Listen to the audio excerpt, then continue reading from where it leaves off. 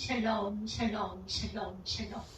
하나님 사랑합니다. 여러분 주 안에서 사랑합니다. 요한복음 18장 말씀이죠. 12절부터 27절까지 내용, 기도하지 않는 결과, 어떤 결과일까요? 18장 10절, 안나스에게로 끌고 가다. 예수 그리스도의 고난이죠. 이에 군대와 천부장과 유대인의 아랫사람들이 예수를 잡아 결박하여 먼저 안나스에게로 끌고 가니, 안나스는 그 해의 대제사장인 가야바의 자녀이라. 실세죠. 가야바는 유대인에게 한 사람의 백성을 위하여 죽는 것이 유익하다, 뭐든 잘하라, 이렇게 말씀하고 있습니다. 15절부터는 베드로와 또 다른 제자 한 사람이 예수를 따르는 이 제자는 대제사장과 아는 사람이라 예수와 함께 대제사장의 집들에 들어가고 베드로는 문 밖에 서 있는지라 대제사장을 아는 그 다른 제자가 나가 움직이는 여자에게 말하여 베드로를 데리고 들어오니, 움직이는 여종이 베드로에게 말하되 너도 이 사람의 제자 중 하나가 아니냐 하니, 그가 말하되 나는 아니라 하고, 그때가 추운 거로 종과 아랫사람들이 불을 피우고 서서 쬐니 베드로도 함께 서서 쬐더라. 베드로가 주님이 시몬 맞는 장소에 이렇게 들어가는 내용이 나오고, 주님은 결박당하신 채로입니다. 예수께서 드디어 이렇게 체포를 당하셨고, 체포하기 위해 세 그룹의 사람들이 겟세마네 동산에 찾아가죠. 첫째는 로마 군인들, 둘째는 유대인들, 대제사장들과 바리새인들이 보낸 하속들입니다. 그리고 예수님을 팔아넘긴 가룟 유다, 그들과 함께 있죠. 그들은 등과 회와 병기로 무장을 한 채 예수님을 잡으러 밤에 겟세마네 동산에 찾아왔어요. 예수께서 기도하시던 중에 그들이 도착해 제자들과 물리적인 충돌을 일으킵니다. 흥분한 베드로가 순간적으로 칼을 빼들죠.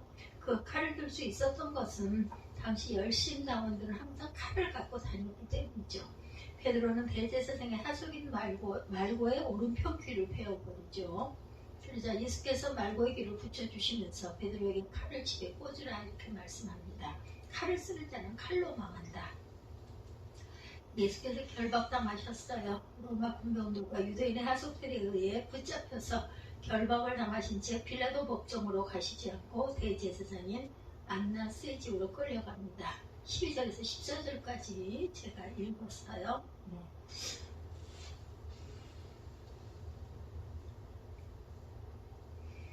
군대와 천부장과 있는 하속들이 예수를 잡아 결박하여 먼저 안나스에게로 끌고 가니, 안나스는 그의 대제사장인 가야바의 자녀이라. 가야바는 유대인들에게 한 사람이 백성을 위하여 죽은 것이 유익하다 공부하던 자더라. 당시 제사장들은 누군가 한 사람이 이스라엘 백성들을 위해 희생당해야 유익하다는 생각을 하고 있던 차였고, 본문 말씀을 통해서 예수께서 두 곳에서 재판받으신 것을 알 수가 있는데, 첫째는 종교 재판, 정석대로 한다면 예수께서 로마 법정으로 끌려가셔야 해요. 그렇지만 대제사장 안나스에게 끌려가셔서 신문을 받고 묶인 채로 가야바의 집들로 끌려가십니다. 이것은 유대인들이 예수에게 종교재판을 시도한 것으로 볼 수가 있어요. 성경이나 영화 패션 오브 크라이스트를 보면 예수께서 붙잡혀 끌려가시면서 고난을 당하시는 장면을 실감나게 묘사가 되어 있죠. 특히 안나스의 집으로 끌려가시는 장면은 이걸 얼마든지 상상할 수 있는 부분입니다.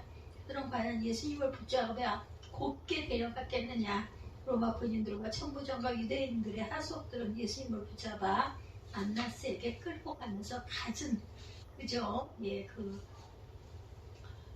사람이 겪기 어려울 만큼의 수치를 주죠. 둘째, 법정재판입니다. 로마의 법정재판은 예수에게 아무 죄가 없다고 판결한 것을 우리가 알고 있어요. 잡히신 예수님은 멀찍이 따르는 베드로, 여기서 우리가 재미있는 사실을 발견하죠. 바로 베드로의 행동입니다. 베드로는 3년 동안 예수님을 충실하게 따라다녔던 수제자였었죠. 그는 정이 많고 혈기가 왕성하고 사고형보다는 행동하는 행동형의 사람이죠. 자신의 목숨을 걸고 예수를 따르겠다고 아주 큰 소리를 쳤던 그런 사람. 그리고 예수님에게 위기가 닥치자 순간적으로 칼을 빼들고 행동으로 옮긴 사람이기도 하죠. 이런 적극적이고 열정적인 헌신적인 베드로가 예수께서 체포당하신 순간부터는 미심쩍은 행동을 보이기 시작합니다. 베드로뿐만 아니라 모든 제자들이 평소와 다른 행동들을 보이죠. 마가복음 14장 51절에 보면 한 청년이 벗은 몸에 배옷이불을 두르고 예수를 따라오다가 무리에게 잡힘에 배옷이불을 벗어버리고 벗은 몸으로 도망쳤다 이렇게 기록되어 있기도 해요.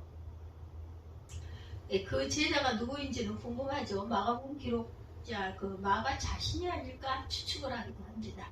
누가복음 22장 54절에도 예수를 잡아 끌고 대제사장의 집으로 들어갈 때 베드로가 멀찍이 따라갔다라고 증거하고 있어요. 베드로는 붙잡혀 가시는 예수님을 멀찍이 따랐다. 예수님께 가까이 가자니 용기가 없고 도망하자니 양심이 찔려서 붙잡히지 않을 정도로 멀찍이 떨어져 따라간 것이다. 베드로가 멀찍이 예수를 따라간 이유는 겁이 났기 때문이고 숨고 싶었기 때문이고 남들이 알아보고 자기에게 불이익이 끼쳐질까 그 두려움 때문이었겠죠. 우리 주변에 주님을 믿고 따르는데 확실히 믿지 않니 자신이 없고 교회에 안 다니자니 벌받을 것 같은 생각에 교회에 오기는 하지만 항상 늦게 와서 일찍 나가는 사람들 있죠. 그런 사람은 교회 행세에 절대 끼어들지 않습니다. 설교만 듣고 그냥 돌아가죠. 베드로 같은 성향의 사람들. 중요한 게 기도하지 않은 베드로, 예수를 멀찍이 따라가는 베드로에 대해 우리는 두 가지 추측을 합니다. 첫째는 베드로의 믿음이 인간적이었다.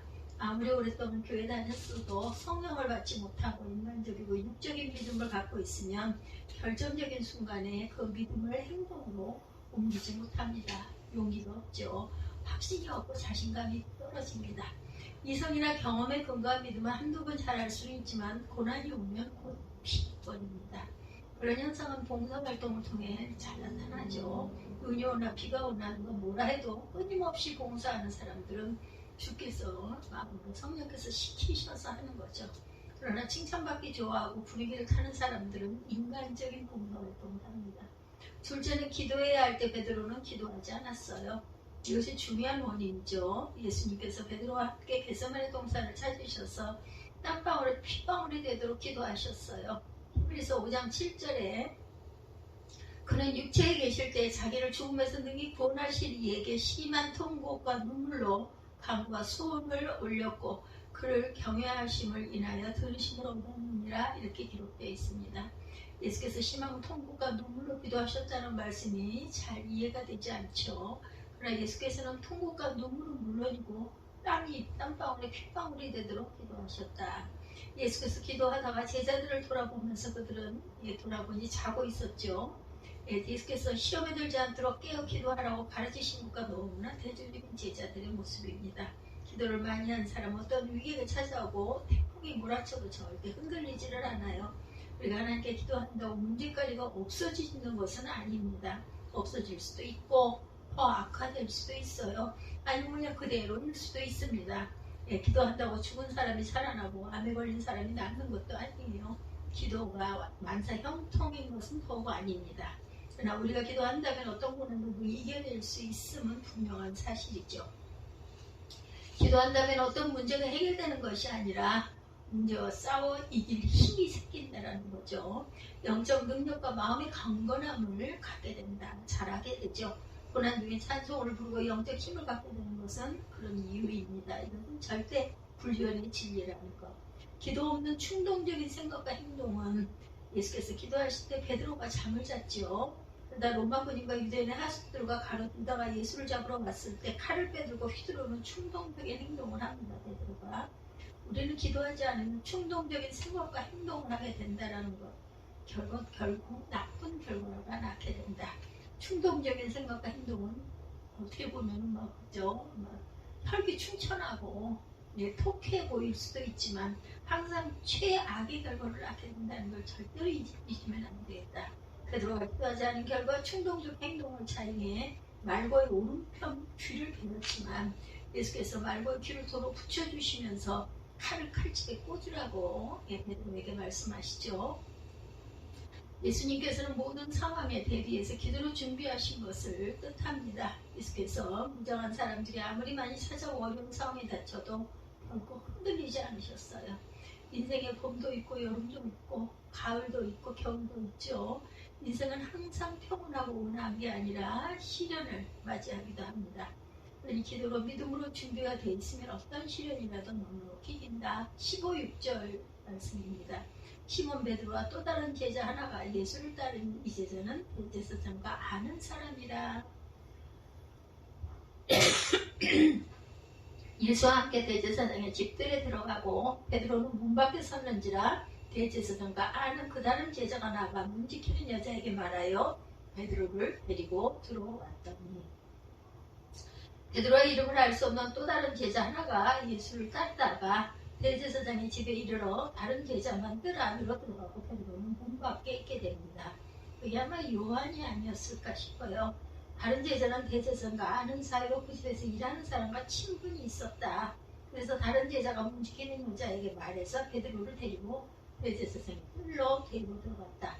평소에 용감한 베드로가 갑자기 두려움과 공포에 사로잡히게 되자 문턱을 넘지를 못합니다. 17절에 문 지키는 여종이 베드로에게 말하되 너도 이 사람의 제자 중 하나가 아니냐 하니 그가 말하되 나는 아니라 하고 그때가 추운 고로 종과 하숙들이 숯불을 피우고 서서 쬐니 베드로가 함께 서서 쬐니라.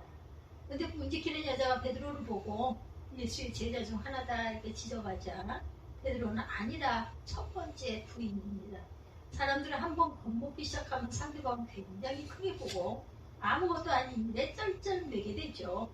베드로는 마찬가지로 문지기 여종을 두려워하며 자신의 신분을 숨기고 자신의 신앙 고백마저 바꾸는 지경에 이르렀죠. 불안한 상상을 현실로 받아들인 베드로는 우리가 발견할 수 있는 것 두 가지가 있습니다. 하나는 굉장히 좋은 것처럼 보이는 베드로의 믿음이 육신적인 것이었다. 이런 믿음을 보통 잘 드러나지 않지만 위기 상황이 닥치면 나타나죠. 우리가 가진 믿음이 진짜인지 가짜인지 알려면 누군가 욕을 해주면 근거할 수가 있어요. 우리를 힘들게 하면 우리의 믿음이 인간적인 것인지 성령에 의한 것인지 알 수가 있죠. 가장 쉬운 방법은 오른편 뺨을 때리며 왼편 뺨을 내밀 것인지 아닌지로도 알 수가 있습니다. 겉옷을 달라하면 속옷까지 주고 우리를 같이 가려면 심리를 함께 가주는 것으로 알 수가 있어요. 베드로는 창피하게도 자신의 모든 것을 드러내고 맙니다. 3년 동안 예수를 따라다녔지만 아무 소용이 없게 됐어요. 기도해야 할 중요한 시기에 육적인 피곤함으로 기도하지 않고 잤어요. 그죠? 십자가를 감당할 만한 영적 준비가 되어 있지 않았다. 또 하나는 베드로가 상상으로 여기던 불안을 현실로 받아들입니다. 때로 우리 인생 위기가 다가올 수 있죠. 어쩌면 건강을 잃어버리기도 하고 직장에서 내몰리게 되기도 합니다. 다음 직장에 구해지지 않아서 실직한 채로 있을 수도 있어요. 어쩌면 또한 갑자기 불안해지고 불안이 현실을 점점 지배하기도 합니다. 사람이란 원래 좋은 상상보다 최악의 상상을 하는 경향들이 있죠. 그리고 상담을 사실로 받아들이게 되기도 합니다. 이런 현상이 베드로에게 나타났어요. 19절에서 21절에 보면 대제사장이 예수에게 그의 제자들과 그 교훈에 대하여 묻는 예수께서 대답하실 때 내가 드러내놓고 세상에 말하였노라. 모든 유대인들의 모이는 회당과 성전에서 항상 가르쳤고 은밀히는 아무것도 말하지 아니하여 오늘 어찌하여 내게 묻느냐. 내가 무슨 말을 하였는지는 그들에게 물어보라. 저희가 나의 하던 말을 아니라. 베드로가 불안에 사로잡혀서 문지기 여종에게 어려움을 겪고 있을 때 대제사장 안나스는 예수님을 시문하기 시작합니다. 예수에게 무엇을 가르쳤느냐 추궁하죠. 그래서 우리는 예수님의 당당하시고 자유로운 태도를 볼 수가 있어요. 주님의 말씀은 누구를 공격하지도 않으시고 두려움도 없으셨습니다. 우선 기도도 하나님과 충분히 해서 소통을 하셨고 모든 준비를 완벽히 끝냈기 때문이다. 따라서 누가 뭐라 해도 전혀 흔들림이 없어요. 예수께서 모든 것을 공개적으로 가르치고 은밀히 한 것은 하나도 없다 말합니다. 예수께서 가르치신 것을 알고 싶으면 그들은 사람들을 불러다가 그들에게 물어봐라. 예수님의 당당한 태도로 볼 수가 있죠. 근데 세상의 권력자들은 그래서 당당한 사람을 싫어합니다. 때로 머리를 숙이고 손도 비벼야 권력자 입장에서 그 악지하는 느낌, 그죠? 어떤 그 어깨가 쓰는 느낌이 들 수가 있는데 예수께서 전혀 그러지 않아요. 22절에 이 말씀을 하시매 곁에 서는 하석 하나가 손으로 예수를 쳐 가로되 내가 대제사장에 이같이 대답하느냐 하니 예수님의 말씀이 옳은가 그런 건 중요하지 않아요. 다만 예수님의 태도가 건강하시다. 그래서 옆에 있던 하석이 예수께 주먹을 날린 거죠. 그렇지만 예수께서는 전혀 요동하지 않습니다. 예수께서 대답하시되 내가 말을 잘못하였으면 잘못한 것을 증거하라. 잘하였으면 내가 어찌하여 나를 치느냐 하시더라. 예수께서 세상의 권력, 폭력, 돈 앞에 흔들리지 않으시고 어떤 경우에도 교만하지 않으셨다. 기도하는 사람은 흔들림이 없고 교만하지도 않습니다. 돈이 없어 불행한 것이 아니라 흔들려서 불행하죠. 집이 없어 불행한 것이 아니라 여전히 공포와 불안에 떨어서 불행한 것입니다. 미래에 대한 자신감이 없어 더욱 불행하죠. 예수님을 3번 부인한 베드로의 모습을 우리는 압니다. 한평생 살며 공생활하고 아이를 키우고 학업을 운영할 때 어려움이 한두 가지가 아니죠. 살아가면서 고난이 해결되었다는 모든 문제가 또 끝난 것도 아닙니다. 항상 하나님과 깊은 교제를 하고 있어야 할 저와 여러분들 하나님과 많은 대화를 나누시기 바랍니다. 그리고 하나님의 음성을 들으시기 바랍니다. 그럴 때 우리는 혼란이 닥쳐와도 넉넉히 힘을 받게 되죠. 고난은 파도와 같습니다. 파도는 가만히 있지 못하고 항상 일렁이죠. 일렁이는 물이 두 번 넘으면 홍수가 나고 사고가 납니다. 다만 우리는 일렁이는 물이 두 번 넘지 않도록 조심해야 되겠다. 24절이죠. 안나스가 예수를 결박한 그대로 대제사장 가야바에게 보냅니다. 시몬 베드로가 서서 그를 쬐더니 사람들이 묻되 너도 그 제자 중 하나가 아니냐? 베드로가 부인하여 가로되 나는 아니라 하니. 불을 쬐며 함께 있던 사람들이 베드로에게 너도 예수님의 제자 중 하나가 아니냐라고 묻죠. 베드로는 아니라 하며 두 번째로 부인을 합니다. 26, 7절에 보면 대제사장의 종 하나는 베드로에게 귀를 베어버리고 어려운 사람의 일가라 가로되 내가 그 사람과 함께 동산에 있던 것을 내가 보지 않냐였느냐. 베드로가 부인하죠. 곧 달리더라. 함께 불을 쬐고 있던 사람들 중에 한 사람은 대제사장의 종으로 베드로가 칼을 들어 귀를 베어버린 말고의 일가였다는 거죠. 그가 베드로에게 예수와 함께 베스마네 동산에 있던 것을 보았다고 증거하자 아니라 부인합니다. 다른 성경의 베드로는 예수님을 저주하면서 부인했다 이렇게 기록하고도 있어요. 그때 닭이 울어요. 기도가 없으면 죄악의 결과가 나아지죠. 그래서 우리가 교훈을 얻을 수 있는 것은 고난을 두려워하지 말고 기도하지 않는 것을 두려워해야 한다는 것입니다. 기도하지 않는 것을 두려워하자. 우리가 기도로 하나님과 깊은 관계를 맺고 있으면 어떤 고난과 슬픔이 와도 충분히 승리할 수 있다. 십자가마저 질 수 있어요. 심지어 순교도 마다하지 않습니다. 베드로는 불쌍하게 되었어요. 그에게 믿음이 있는 줄 알았는데 막상 뚜껑을 열어보니 3번씩이나 예수님을 부인합니다. 한편으로 본인은 얼마나 괴로웠겠는가. 그는 닭이 울자 예수님의 말씀을 기억하고 밖으로 나가 심히 통곡하죠. 주 안에서 사랑하는 성도들 고난이나 핍박이나 위기를 두려워하지 마시기 바랍니다. 주어진 문제 해결을 위해 마음을 들어주지 마십시다. 하나님께서 우리에게 고난이 닥칠 줄 아시고 기도로 준비하게 하셨고 깊은 교제를 나누기를 원하고 계신다는 것. 이제 우리는 어떤 고난 앞에서도 웃을 수 있어야 합니다. 주께서 우리의 사정을 모두 알고 계시기 때문이죠. 주님께서 우리를 아시고 주님께서 우리를 보호하시고 주님께서 우리를 인도하신다는 것을 굳게 믿고 나아가는